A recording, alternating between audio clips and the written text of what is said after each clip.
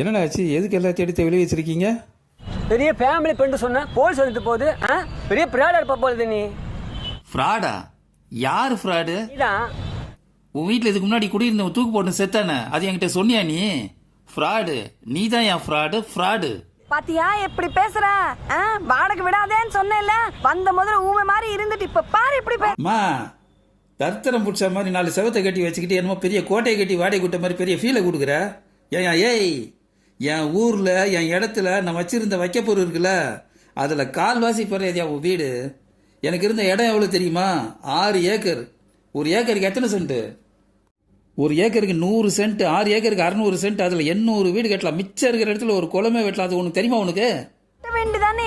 கட்டி வாடகை விட வேண்டிதானே? உங்க ஊர்ல பொழக்க வழி இல்லாம தானே இங்க வந்த. பொழைக்க வழி இல்லாம வந்தவங்கிட்ட இப்படி வழிப்பறி பண்டிகலாமா? அது நியாயமாமா? ஐயோ, அதான் வாடகை வாங்குறல்ல, அதான கரண்ட் பில் தனியா 8 ரூபா. கீழே இருந்து மேல வந்து ஓய்வு வலிக்கிற மாதிரி யாரு வாடகை கொடுக்குறது? வீடு வாடகை கொடுத்தாந்தா கீழே இருந்து வயிறு வலிச்சு மேலே ஒன்றும், ஃபேனு மாட்டணும், பல்பு மாட்டணும், மோட்டர் போட்டு தண்ணி வர வைக்கணும்.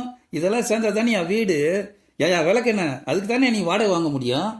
என் புருஷன் இப்படி பேசுற? ஏயா இப்படி சில மாதிரி நின்னுட்டு இருக்க? பார், நாங்கெல்லாம் இருக்க இடம்லாம் இங்கே வரல. ஊரில் ராஜா மாதிரி வாழ்ந்தவங்க. புரியுதா? பிச்சைக்கார பசங்களா, பொறிட்டு போங்கடா.